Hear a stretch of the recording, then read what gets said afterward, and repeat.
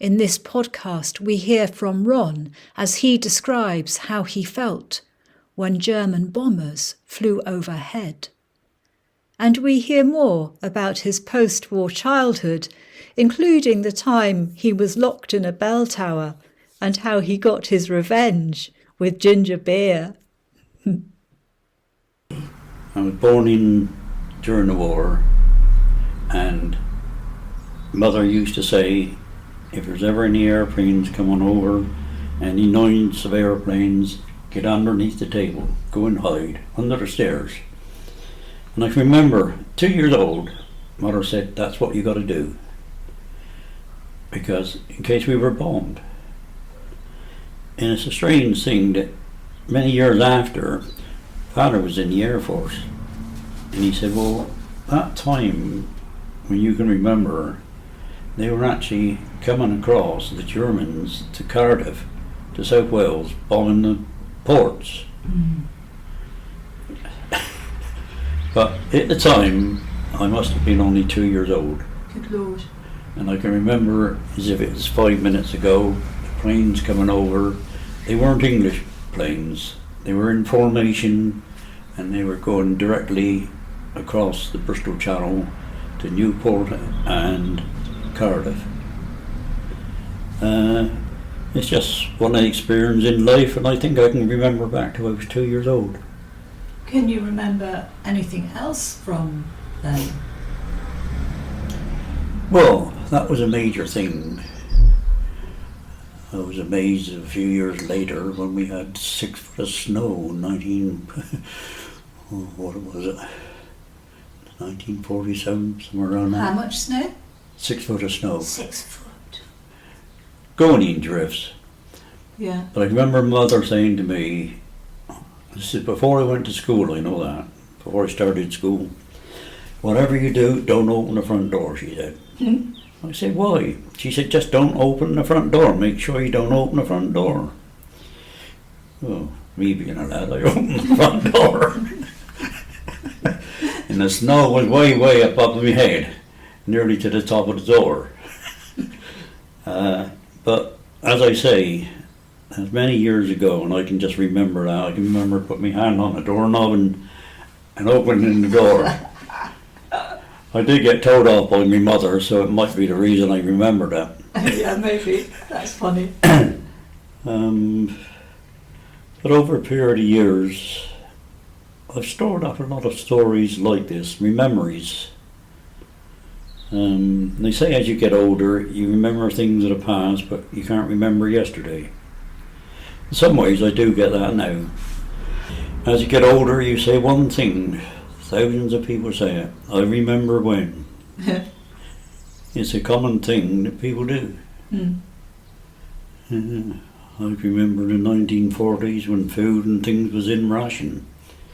Going to a shop and getting some sweets, but I had to take the coupons to get them.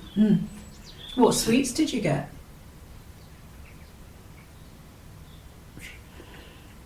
Fruit pastilles, fruit gums. Yeah. It was usually soft chili sweets. Local shop in the village I lived, there's only one shop.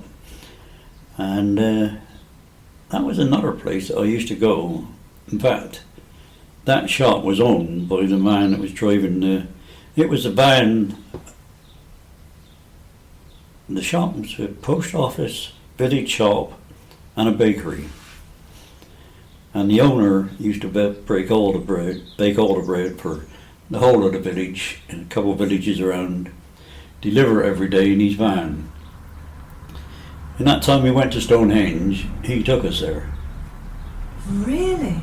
His son was a very good friend of mine, and we always had to sit in the back on some Hessian bags. And father and the owner of the van was driving.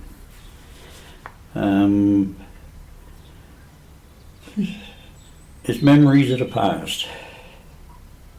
I probably got more memories of when I was born till I was 10 years old than I have for the rest of my life. That's absolutely amazing, Ron. What's your favourite childhood memory? The thing that gives you most pleasure to think about?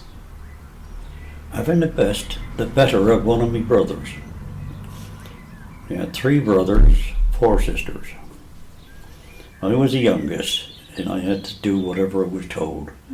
Whether it was by mother, father, brothers, sisters, whatever they said, I had to do. One occasion, we were in the local church, and we went up the tower. My brother locked me in, door at the bottom of the steps going up. He locked me in the church, and he went home. I had access to the tower of the church. I went up on the tower and I was shouting for help with no one around.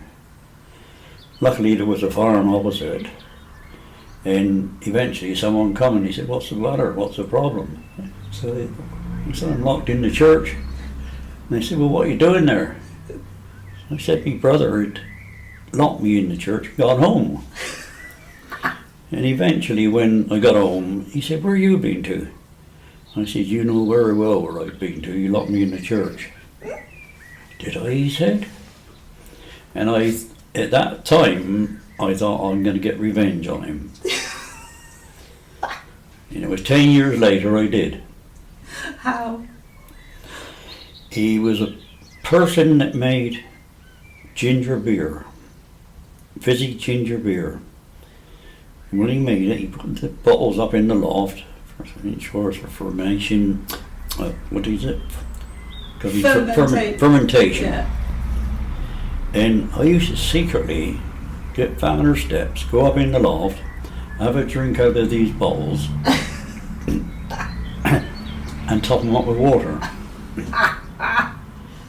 That was my revenge for him locking me up the church tower. And from that day to the day he died, I never told him. But he did query sometimes, the ginger beer is getting weak, it's getting watered down, it's not spicy, it's not what it's supposed to be. And that was because I kept drinking it and topping it up with water. Just one of the things I do remember and I'll never forget. Wow.